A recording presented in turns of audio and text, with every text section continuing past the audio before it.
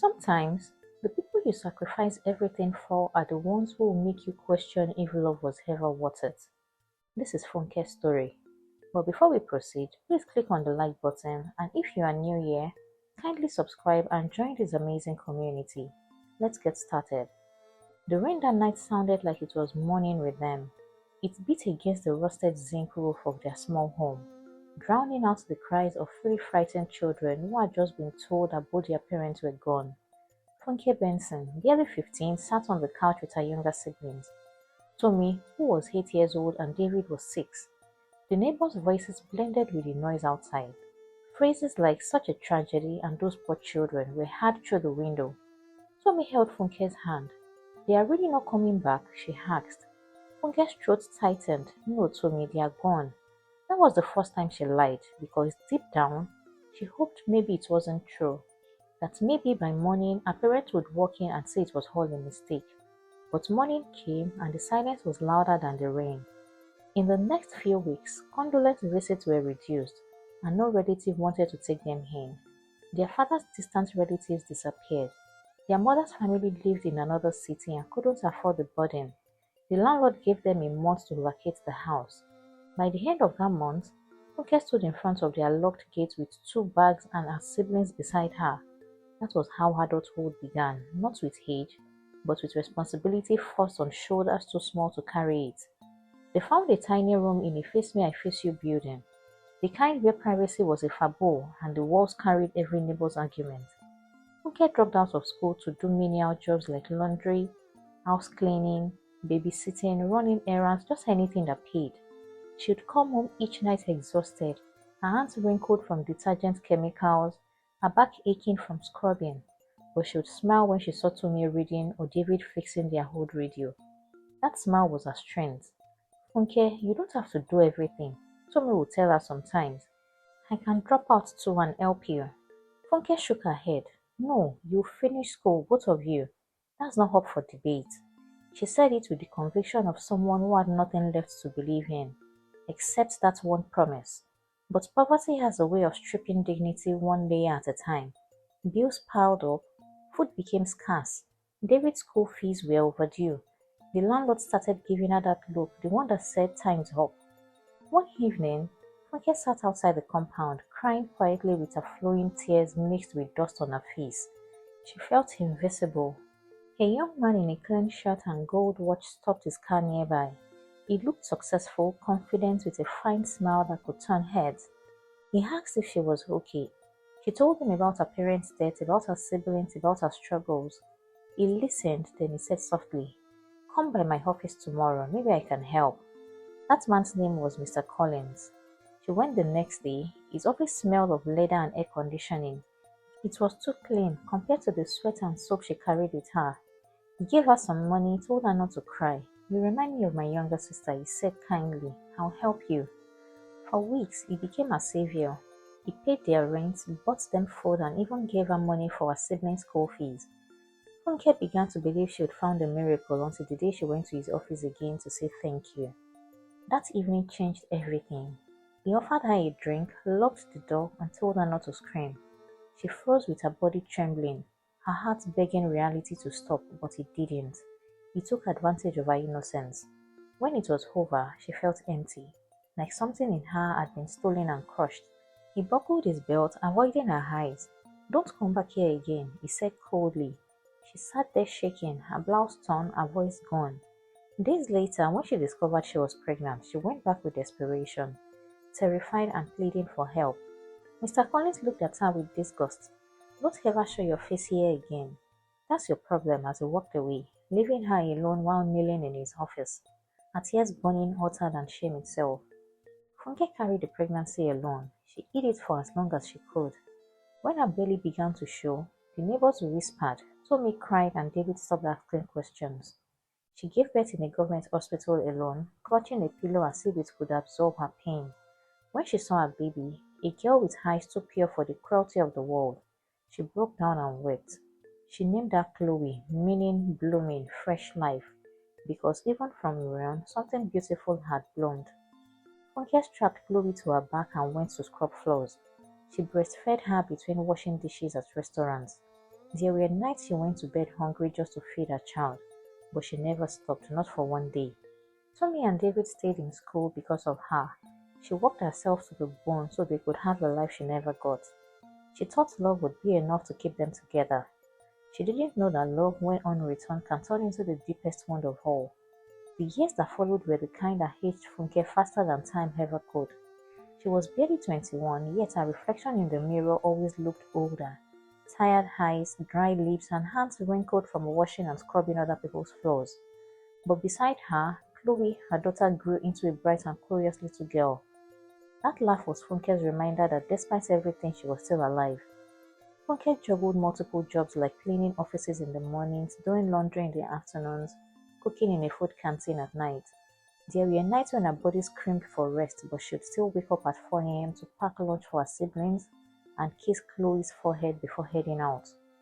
Tommy, David, and Chloe were her pride and her only family now. Gradually, she began to notice a subtle change in her siblings. Tommy and David complained about the small house, about the noise, about the smell of detergent that clung to her clothes. At first, Funke brushed it off. They are just growing up, she told herself. They will understand someday, but understanding never came. Tommy entered university first. She was ambitious, beautiful, and full of dreams. She studied business administration and quickly surrounded herself with friends who had cars, flashy phones, and soft lives. David got a scholarship 2 years later to study computer science in another city. Funke was painfully proud. She didn't attend any of their matriculations because she couldn't afford the trip or the clothes to wear, but she sent money for their fees, for their food, for everything. Every sacrifice was a piece of her quietly breaking away. Chloe was 7 when she began asking questions. Mommy, she said one night as they ate rice with too much pepper and no meat. Why don't Auntie Tommy and Uncle David visit us anymore? Funke forced a smile. They are busy, my love. They are in school studying hard. Will they buy me a birthday cake when they come? Funke's chest tightened as she responded with, maybe, but they didn't. Chloe blew out the candle of a single cupcake Funke bought with borrowed money as she said with a small voice, It's okay, mommy, you're enough. And that moment, that small voice of love kept her from falling apart completely. Years passed. Tommy graduated and got a job in a multinational company. And social media became a highlight reel of expensive dinners, designer clothes, and motivational quotes about success. David's tech startup gained attention. He traveled for conferences, posted pictures with investors, and talked about changing the world. Funke followed their lives through her phone screens and whispers from mutual friends. Sometimes when she called, they picked up, but most times they didn't. When they did, the calls were short. Funke, I'm in a meeting, Tommy would say, or, big sis, I'll call you later, from David. The same David who once cried on her lap the day their parents were buried. Those calls never came. The first real one came on a cold December evening. Funke had saved for weeks to buy new clothes for Chloe's school Christmas party.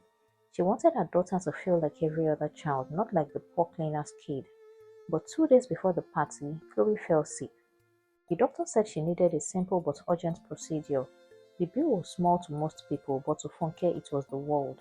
She called Tommy but no answer. She texted David but got no response. By the third day, she was sitting in the hospital corridor, holding Chloe's hand and praying for a miracle.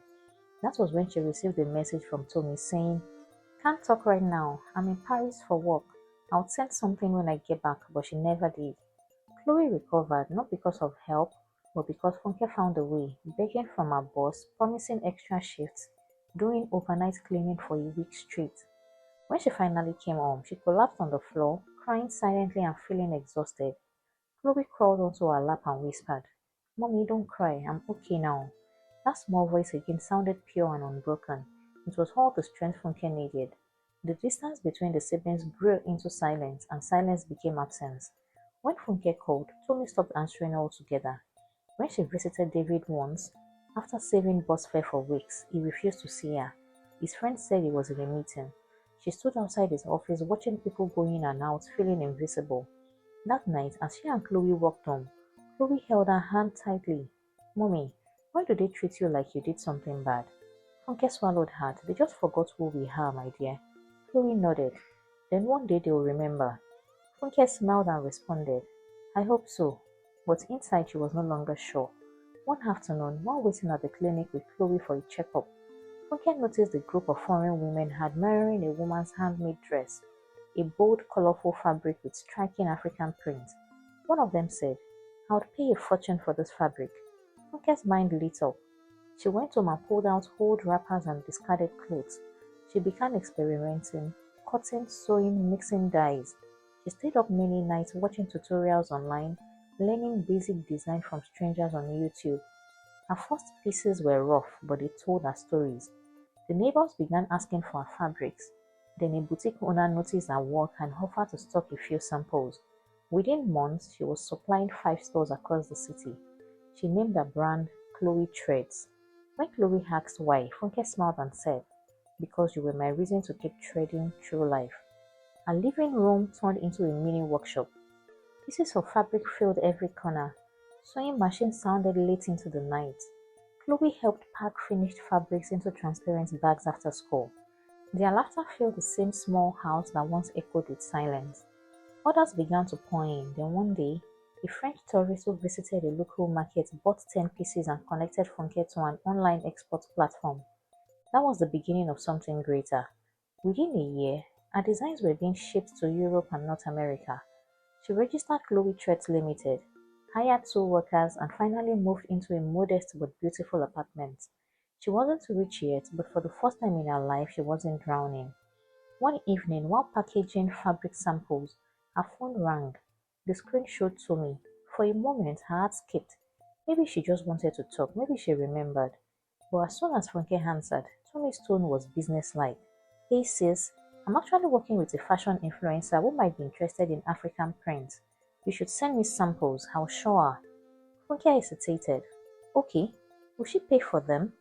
Tommy laughed. "Oh, come on, don't be so uptight. It's exposure." That word stung. Exposure? The polite word people use to avoid paying those that they thought were beneath them. Funke sighed. "All right, I'll think about it." Tommy said, "You are doing great, sis. Proud of you," before hanging up. "No, how are you? No, how's Chloe? Just business."